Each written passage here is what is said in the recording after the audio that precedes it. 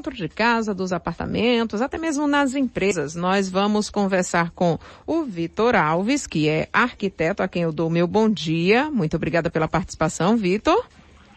Bom dia, Carla, tudo bem? Tudo em paz. Vamos também contar com a participação do Fabrício, sanitarista ambiental. Fabrício, bom dia. Muito obrigada também por sua participação.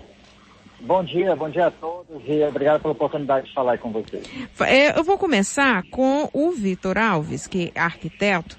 Vitor, o que a gente pode ter de mudança, né, na arquitetura dessa pós-pandemia, né? Os espaços vão ter que se adaptar. Já se fala, por exemplo, que os apartamentos que vão ser construídos a partir de agora vão ter um espaço de entrada um pouco maior para que a pessoa possa deixar sapatos, né, do lado de fora, ou pelo menos naquela, entre a entrada do hall e a entrada de casa, ou que possa ter os lavabos mais perto dessa entrada para que as pessoas possam se higienizar. Será que isso vai mudar esse ponto? Isso é mais do que uma verdade na atualidade. Até porque as pessoas passando mais tempo em casa perceberam a necessidade que antes, em outrora, eles não tinham essa visualização mais ampla. Seja no espaço para trabalhar, seja realmente na parte da higienização. Já estou desenvolvendo novos projetos onde o cliente final, no caso construtoras, exigem que tenha um lavabo mais próximo ao acesso e mesmo se for adaptar apartamentos que nós já temos hoje, as pessoas precisam de um apoio, seja para colocar um álcool em gel, seja para colocar uma sapateira, nesses mesmos halls. Então, assim, modificou bastante tudo como as pessoas vivem hoje nos apartamentos. Por enquanto a gente está improvisando, né? Eu, por exemplo, estou pensando em comprar uma sapateira porque a entrada do meu apartamento está lá, virou estacionamento de sapato, né? E aí você fica sem ter como trocar sua roupa ou tirar as compras, né? Higienizar as compras antes de colocar dentro de casa. E isso mudou também, a própria higienização das pessoas mudou quando aconteceu aquela pandemia da febre espanhola, né? Da gripe espanhola. Sim. O que foi que surgiu naquela época que a gente não tinha nas casas e que até hoje vem por causa dessa gripe espanhola? Pronto. Realmente, as modificações daquela época, a higienização não era tão predominante quanto hoje em dia. As normas de segurança que nós temos hoje foram bastante consolidadas, né, através de estudos científicos, para poder realmente a gente conseguir ter mais saúde dentro dos nossos lares. Quando a gente fala de casa, né, hoje em dia, pessoalmente, as casas elas já têm o espaço externo onde as pessoas podem deixar as compras. Nos apartamentos, eu conheço vários clientes minhas que chegam a falar que deixam as compras no hall e esperam higienizando lá fora mesmo, na parte externa, para depois eles trazem para dentro da cozinha e então vão poder realmente limpar esses produtos. Eu. Não, e você está bem certo. E o pior, eu tenho uma preocupação maior porque o meu apartamento não é um apartamento gigante, né? É um apartamento pequeno, ele só tem uma entrada, porque os mais antigos tinham entrada, ou os mais abastados, né? Tem a entrada da cozinha, da área de serviço e a da frente de casa, né? Agora deixa eu falar com o Fabrício Pereira, que é sanitarista ambiental. Fabrício, além de todas essas modificações, a gente também vai repensar, por exemplo, nos condomínios, a área verde, né? Porque o pessoal ficou muito tempo em casa, isolado, e foi quem morava em apartamentos maiores, foi que teve um respiro um pouco diferente de quem teve que se confinar em apartamentos minúsculos, né? É verdade. Recentemente eu fiz uma pesquisa entrando um pouquinho na área da arquitetura e a gente descobriu, por incrível que pareça, que essas pandemias que ocorreram no mundo, elas influenciaram enormemente a arquitetura. Só para citar um exemplo baseado na pergunta que você fez aí anteriormente. Os banheiros das casas, não era comum na Europa você ter banheiros nas casas. As poucas residências que tinham banheiro, esse espaço era externo à casa. Como hoje a gente ainda vê em muitas cidades no interior, né? O banheiro fica a casinha fora de casa, né? Exatamente. O hábito de ter banheiros na residência e esses banheiros fazerem parte da parte interna da casa, ele se intensificou com a primeira pandemia mundial, assim, que foi a questão da gripe espanhola, da peste negra e tal. Então, não era comum ter banheiro em todas as residências. Vocês já devem ter escutado falar uma expressão chamada sala de banho ou casa de banho, né? Essa expressão na Europa você quando queria tomar banho, eu vou falar isso aqui, muita gente vai cair para trás, mas quando você queria tomar banho na Europa, era um evento social, é como a gente ir num restaurante ou ir na missa no final de semana. Então as famílias se reuniam para ir até as casas de banho. Nessas casas de banho existiam salas que comportavam famílias ou grupo de amigos. Você saía de casa para tomar banho fora de casa como se fosse... Meu Deus, exatamente. Agora me lembrei, em francês a expressão... Não era algo comum, não era algo cobrado, não era algo que a sociedade pressionava para que as pessoas se banhassem todos os dias. Essas pandemias, a peste negra, que teve ligação com a questão de contaminação de rato, a gripe espanhola, tudo isso influenciou as pessoas a adquirirem hábitos de higiene individuais e muito mais rigorosos. Então, nossa família estava falando a questão de lavabo próximo à porta. Ter um lavabo dentro de casa era só em mansões, era só em casas muito grandes. A turma do rei Luís XIV, né? Lembrei agora, Você falou da salle de bain, salle de bain em francês é banheiro, né? E são os franceses os que fizeram os melhores perfumes, acho que para disfarçar, né? Porque eles passavam tanto tempo sem tomar banho. Existe essa lenda urbana aí dos perfumes franceses serem muito bons, que era para suportar. Mas na prática, as casas não eram pensadas para ter banheiros dentro delas. Algumas casas com terreno muito grande, você tinha num quintal, algum espaço ali, mas no geral, as pessoas saíam de casa para tomar banho. Essas pandemias trouxeram esse hábito mais para próxima da gente, a gente começou a incorporar na própria residência nossa um banheiro ou uma área ali de limpeza, e agora vai influenciar novamente. Desde a sapateira que você falou na porta de casa, até a quantidade de portas, o tamanho das janelas, a ventilação vai influenciar enormemente. E aí, quando você transforma isso para um condomínio, você tem que pensar isso no coletivo, né?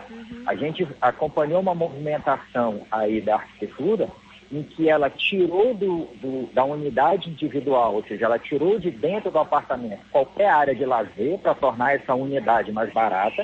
Então ela tirou a varanda, ela tirou a sacada, ela diminuiu a cozinha, ela diminuiu a sala e ela trouxe para o coletivo, ela jogou lá para baixo o deck, a piscina, a churrasqueira, o salão de festa, o espaço para você conviver. Essa pandemia que nos obrigou a ficarmos confinados de novo dentro de casa, gerou um problema para a arquitetura e difícil de resolver dentro de casa, dentro de apartamento, e começaram a se dar conta de o quão pequeno, o quão limitado é esse novo espaço onde ela habita. Por isso que gerou essa demanda enorme que aconteceu aí na pandemia. Todo mundo já deve ter percebido, conhece alguém que presenciou isso ou viveu pessoalmente, essa necessidade das pessoas terem plantas dentro de casa, que esse boom aconteceu agora na pandemia, porque as pessoas se viram trancadas a concreto, e dizem, poxa, mas não tem natureza aqui dentro da minha casa. Eu só comecei a adquirir vaso, planta e colocar dentro de casa em função da pandemia. Então, esses movimentos que acontecem, dessas pandemias, eles influenciam a nossa vida de uma forma muito mais profunda, muito mais duradoura do que a gente pensa. O Vitor disse assim, eu quero fazer um adendo. Diga, Vitor. É só uma curiosidade histórica também sobre essa época dos banhos, né, coletivos. Os banhos coletivos eram dados pela família, certo? A família inteira tomava banho na mesma água. Eles aproveitavam a mesma água. Primeiro tomava o pai da família, depois a mãe, depois os filhos mais novos e por último o filho mais novo. Exatamente, era triste. Agora, histórica da época. Pois não, Fabrício. Olha como esse tipo de situação que a gente está vivendo, a pandemia, influencia a nossa vida.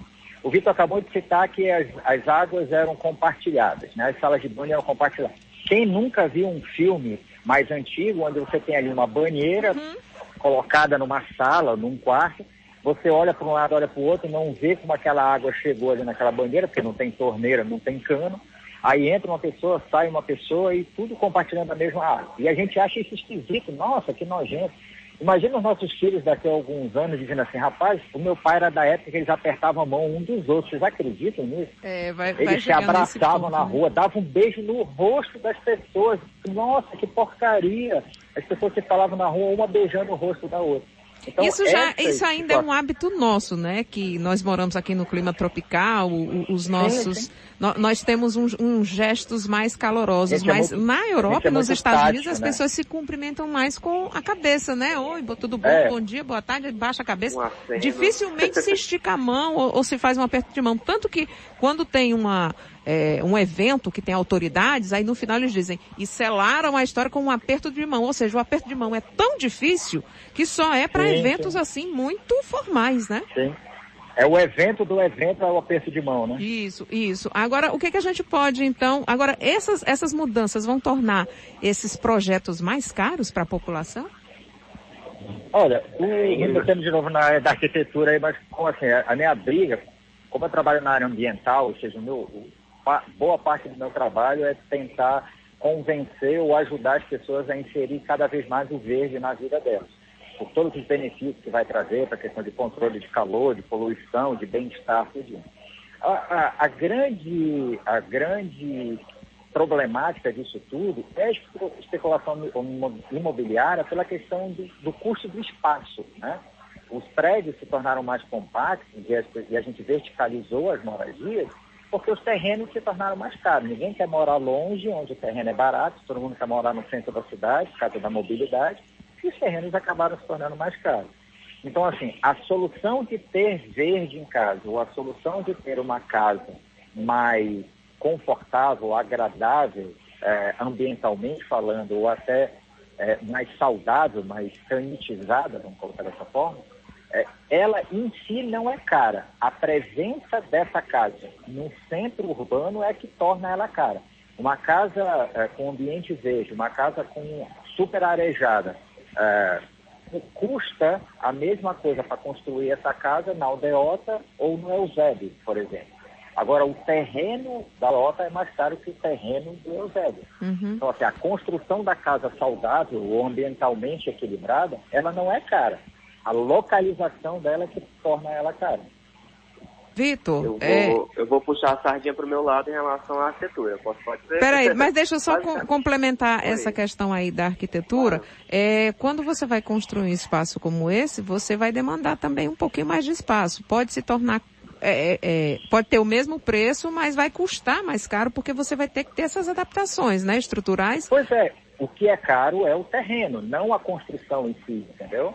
Então a grande questão é o tamanho do terreno, ou o tamanho do espaço que você vai construir. Se você quer um jardim muito grande, esse jardim vai ocupar um espaço que poderia ser da própria arquitetura. Ele num bairro mais afastado, onde a especulação imobiliária não é tão forte, ele não vai sair tão caro como ele no centro da cidade. Entendi. No nível construtora... Agora, essa mudança vai ser em quanto tempo? Vocês acham que que só daqui a 5 anos é que a gente vai começar a ver apartamentos sendo construídos dessa forma? Ou já no próximo ano as construtoras já vão lançar? Nos próximos anos, assim, 2021 já está prevendo o lançamento de apartamentos que já visualizam esse tipo de modificação interna. Mas, assim, puxando sardinha para o meu lado, realmente é uma coisa interessante. Porque, assim, os apartamentos continuarão sendo construídos da mesma maneira, entre aspas, com as modificações pontuais, porém, as adaptações têm que ser feitas em cima da necessidade do cliente, do morador final. Ou seja, a pessoa que vai habitar naquele espaço é que tem que ter suas necessidades atendidas lá dentro daquele espaço. Por isso, muitas pessoas contratam arquitetos, cidades inferiores, para poder ajustar seus espaços de acordo com as suas necessidades. Porque cada família vai ter uma vida completamente diferente da outra, né? Concordo plenamente, eu acho que é por aí mesmo.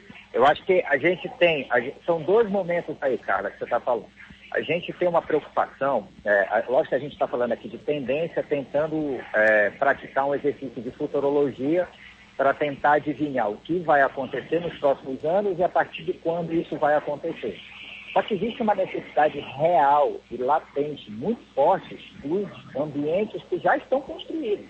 Porque as construtoras estão quebrando a cabeça, as que estão na metade do caminho da obra, de como elas fazem uma adaptação a um projeto que já está sendo construído, como elas adaptam para essa nova realidade. Os próximos lançamentos já vão ser feitos dentro dessa nova realidade, mas a minha casa, a sua casa, a casa do Vitor, já estão construídas. E elas vão precisar, de alguma forma, sofrer algum tipo de adaptação. Então, esse trabalho dos arquitetos, dos edifícios, ele vai ser primordial, porque ele vai aproveitar espaços que já existem, construções que já foram feitas, já são habitadas, você já tem a sua casa, você já usufrui da sua casa, você só precisa fazer uma adaptação, um ajuste para tornar ela o mais confortável para você possível dentro dessa nova realidade que te impôs, entendeu? Perfeito. Valeu, eu agradeço mais uma vez a participação do Vitor Alves e do Fabrício Pereira, né, que conversaram conosco sobre as modificações que os imóveis, né, que o nosso dia a dia vai ter de agora em diante. Mais uma vez, muito obrigado.